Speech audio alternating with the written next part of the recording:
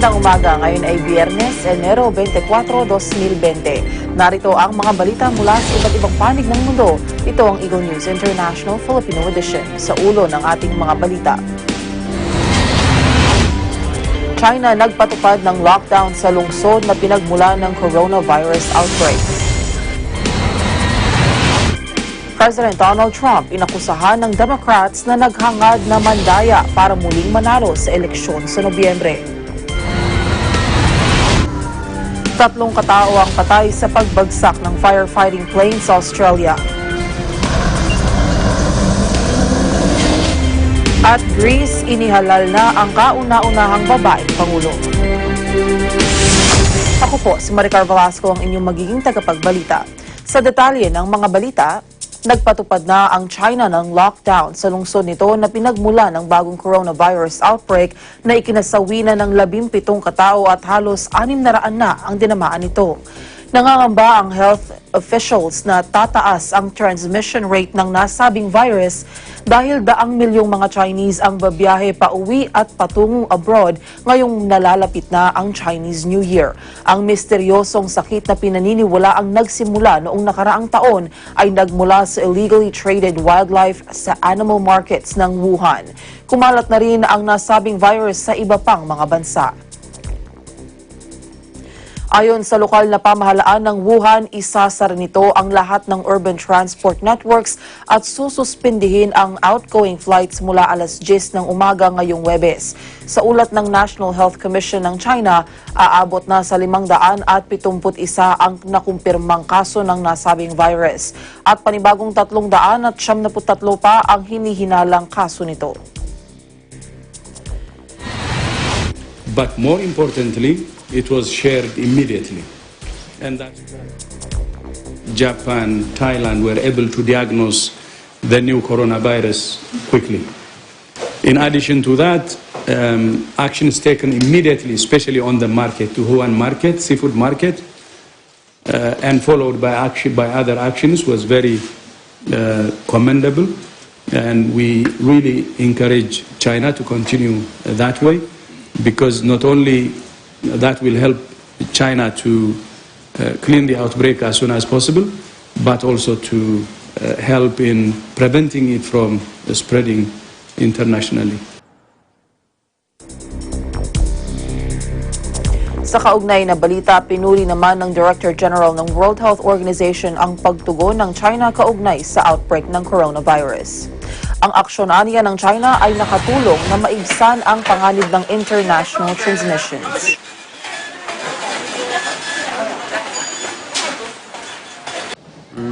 担忧肯定会有一些的，但是自己做好防护措施吧，因为基本上不会出现太多的问题。因为正常人的心理是吧？因为这个事情毕竟是一种病毒嘛，是吧？担心肯定会是有的，但是呢。 Samantala, mababa na ang supply ng mga mask at disinfectants sa mga pharmacy sa Beijing at Shanghai sa gitna ito ng pagkalat ng bagong virus. Maraming tao ngayon sa lugar ang makikitang nakasuot ng mask sa mga lansangan. Ang ilang tindahan ay wala ng stock ng face mask na ikinadismaya ng mga ilang customer. Kinumpirma ng Hong Kong ang unang kaso nito ng coronavirus kasunod ng outbreak ng nasabing sakit sa Central Mainland China City ng Wuhan. Batay sa ulat ng local media, ang pasyente ay dumating sa Hong Kong sa pamamagitan ng high-speed railway mula sa mainland. Naka-quarantine na ang pasyente sa Queen Elizabeth Hospital. Pinalakas naman ng mga otoridad sa ospital ang laboratory surveillance para sa kaso ng pneumonia at isasama ang mga pasyenteng may travel history sa lahat ng mainland China. Nag-deploy na ang Hong Kong ng temperature screening machinery sa paliparan at sa high-speed rail station. Ang mga pasahero ng eroplano ay kinakailangang mag-fill up ng declaration forms. Nasa 500 isolation wards sa mga pampublikong ospital ang available. Matatandaang ang Hong Kong ay tinamaan ng SARS virus noong 2003 at nagkaroon ng maraming episodes ng H5N1 bird flu. Dalawang hinihinalang kaso ng coronavirus ang na-detect sa Mexico. Ayon naman sa gobyerno ng Mexico, wala dapat ipag-alala dahil nakahanda sila sa nasabing sakit. Por lo tanto, efectivamente son 2 casos sospechosos que se han presentado en México hasta el momento. Muchas gracias. Tenemos la confianza de que el país está preparado. Hemos estado haciendo a lo largo del 2019 precisamente ajustes en los protocolos de preparación y respuesta para las emergencias en salud y hoy lo estamos poniendo en práctica.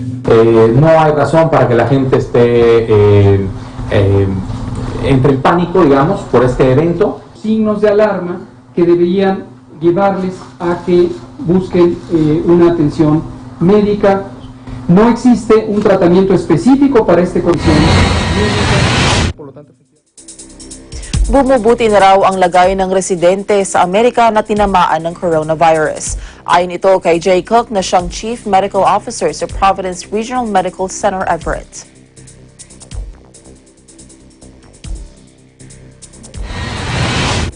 That he appears to be doing well, and we hope that he will continue on his excellent clinical course and hopefully will be able to return home in the near future. As of now, there are at least 16 identified close contacts. Local health departments started reaching out to them yesterday and continue to do so today. Meantime, I want to reiterate that the risk to the general public remains low, and the public health system and our healthcare partners are working swiftly and collaboratively to address this situation. Ang iba pang mga balita sa pagbabalik ng Eagle News International Filipino Edition.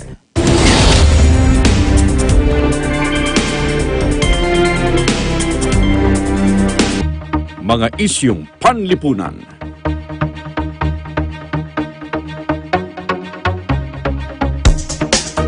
Mga isyung pampolitika.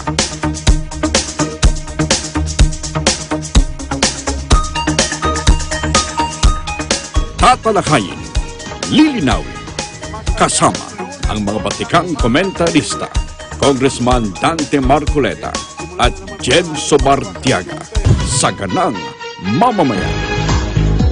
Lunes hanggang Biyernes, alas 8 hanggang alas 9 ng umaga.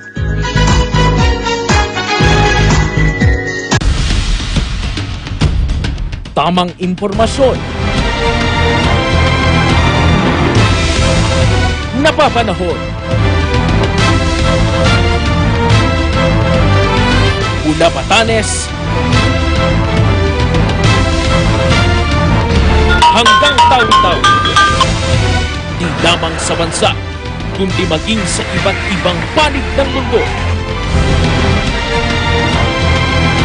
Mga balitang pakabuluhan, mga panayam sa kinauukulan, subaybayan. Dito lamang sa Net 25.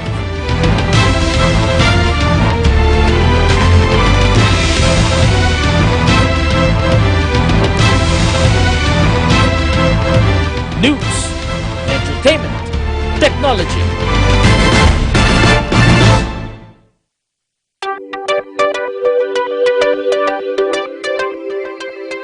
Para po sa mga viewers namin sa Middle East at sa North Africa via OSN, hello po sa inyong lahat dyan. Ako po si Nelson Lubao at araw-araw po tayong nagkakasama sa Agila, Pilipinas. Dito po sa Net25 at OSN, siguradong at home ka dito.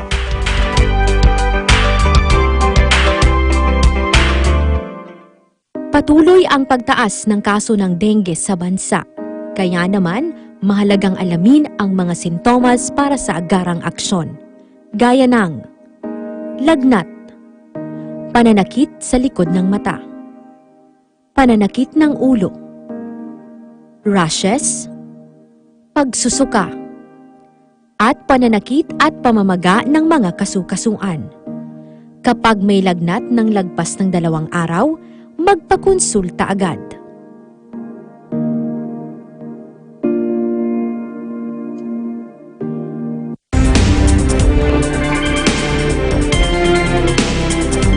Inakusahan ng Democrat si President Donald Trump sa kanyang makasaysayang Senate impeachment trial na naghahangad mandaya para matiyak ang panalo sa eleksyon sa Nobyembre. Mismong si Adam Schiff, head ng House of Representatives prosecution team, ang nagpahayag sa Senate floor. Dito inilahad ng Democratic lawmaker kung papaano nakialam si Trump at inabuso ang kapangyarihan para humingi ng tulong sa abroad at muling manalo sa halalan. Ipinagkibit balikat rin ni Schiff ang argumento na ang mga American voter at hindi ang Senado ang magdedesisyon kung dapat manatili sa White House si Trump. Kasabay nito, hinikayat ni U.S. Representative Adam Schiff ang mga senador na magpakita ng tapang gaya ng ginawa ng mga government officials at diplomats na nagbigay ng testimonya sa House impeachment inquiry. We've seen the president's scheme, a shakedown of Ukraine for his personal benefit, was, I believe, an obvious abuse of his power. But this misconduct, the scheme, became exposed. Congress asked questions. The press reported. Non-political officers in the government expressed concern. The whistleblower laws were activated. As this happened, there was an effort to create an after-the-fact, misleading record to avoid responsibility for what the president had actually been doing. They risked everything, their careers.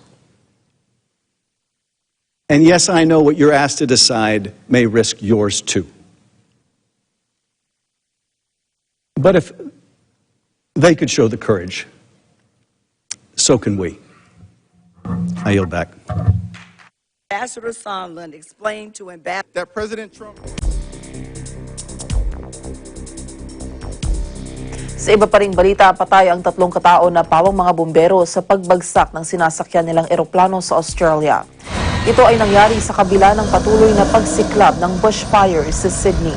Ayon sa New South Wales Rural Fire Service, nawalan sila ng contact sa C-130 Hercules aircraft matapos mangyari ang insidente nitong Huwebes ng hapon. Bunsod nito, grounded na ang operasyon ng mga malalaking air tankers ng Canadian firm na Coulson Aviation. Samantala, patuloy naman ang pagtulong ng mga volunteers sa mga komunidad na apektado ng bushfires sa New South Wales, Australia. Nagkakaloob ang nasa mahigit 100 volunteers ng mga pagkain sa mga apektadong residente sa iba't ibang lugar.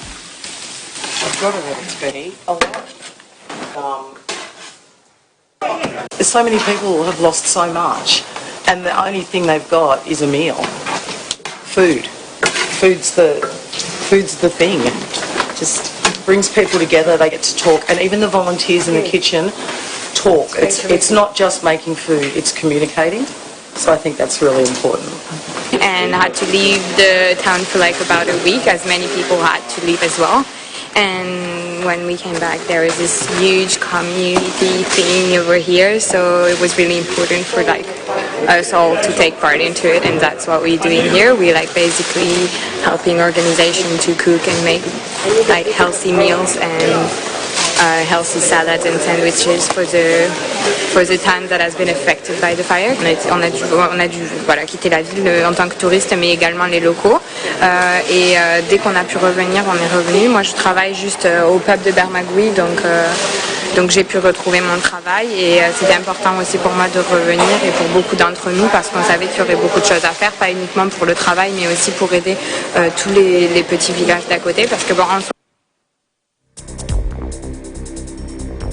Sa iba pa ring top story, isang katao ang nasawi habang 7 ang sugatan sa nangyaring pamamaril sa downtown Seattle malapit sa popular tourist area. Ayon sa mga otoridad, namaril ang isang suspect malapit sa fast food restaurant na ilang bloke lang ang layo mula sa Pike Place Market. Ito na ang ikatlong pamamaril na nangyari sa lugar sa loob ng 2 araw. Sabi ng Seattle Police Department, nakatakas ang suspect at kasalukuyang hinahanap. Inatasan ng pulis ang mga tao na umalis muna sa lugar at isinara ang subway station habang hinahanap ang suspect. We've locked down the scene. And this is not an active shooting at this point, but we are collecting evidence and information so that we can find out a description of our lone shooter. We just don't have that, or what appears to be a lone shooter. We don't even have that information for sure at this point. When our units arrived on scene, we found a total of 6 patients on scene. One of those patients was pronounced dead here at the scene, and the other 5 patients, we consider them red patients, which means that they're critical, so they need to get to the hospital. They were all transported by Seattle Fire units as well as AMR units.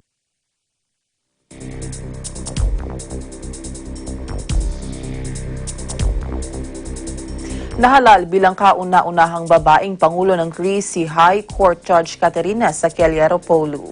Unang itinalaga ni Prime Minister Kyriakos Mitsotakis si Sakelyaropoulou bilang non-partisan candidate. Mayroong nakuhang boto si Sakelyaropoulou na 261-33. Pinuri ni Mitsotakis ang 63 anyos na bagong Pangulo bilang magaling na hurado na may kakayahang para magkaisa ang Greece. Nagpaabot naman ng pagbati ang ilang world leaders sa panalo ni Sakelyaropoulou sa pangunguna ni European Commission President Ursula von der Leyen at si European Council Head Charles Michel.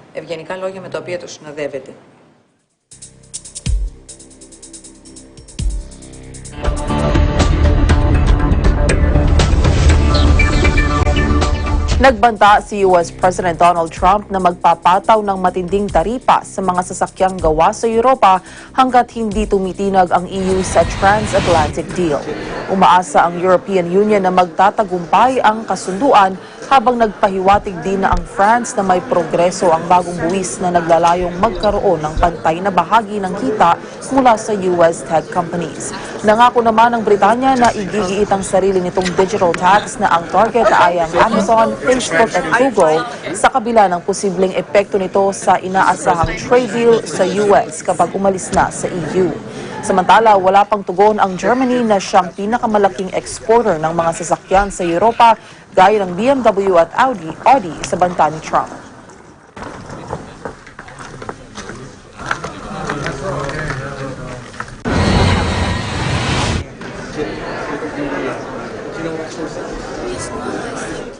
Nababawasan na umano ang income inequality sa Amerika sa unang pagkakataon matapos ang maraming dekada.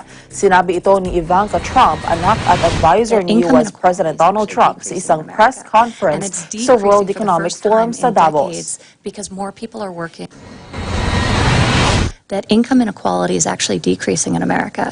And it's decreasing for the first time in decades because more people are working and wages are rising. And that should make us all very optimistic about the future. Types of industries. You look at manufacturing in America, there's 500,000 vacant manufacturing jobs. And yet, there's really no robust pipeline of feeder into it. So people need to know about the jobs that exist today and be informed of the pathways that exist to fill them.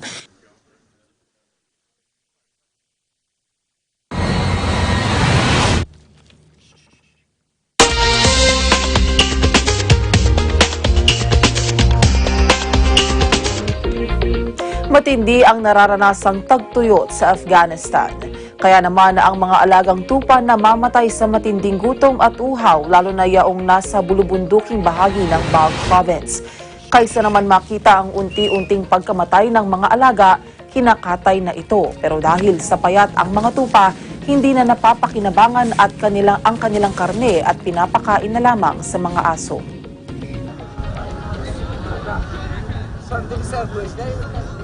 تقریبا در 15 سال یا 20 سال این تو خوشحالی رو ما ندیدیم تقریبا بود کم بود این پارسال زیاد خوشحالی بود در بازار تقاضای قالین کم است این وقت تقاضا حتما نرخ پایان می وقتی نرخ پایان با بافنده با صرف نمیکنه ولی یک متر قالین مثال ما 50 یا 60 دلار میخریم به این که طرف زحمت سعی کنیم با بافنده 20 دلار و 25 دلار میمونه یک متر قالین یک خانم که بوفه یک مو در بر میگیره در یک مو 20 دلار یا 25 دلار رو پیسی نان خوش کم نمیشه مردم نمیبافه باز